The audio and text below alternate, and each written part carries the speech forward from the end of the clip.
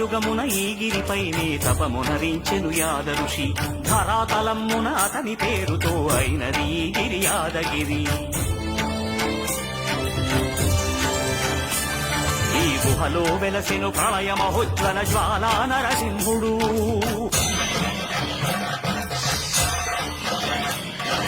భక్తాభీష్టములన్నీ తీర్చే లక్ష్మీ నరసింహుడు. సుఖ శాంతులను చేకూర్చు శుభయోగ నరసింహుడు.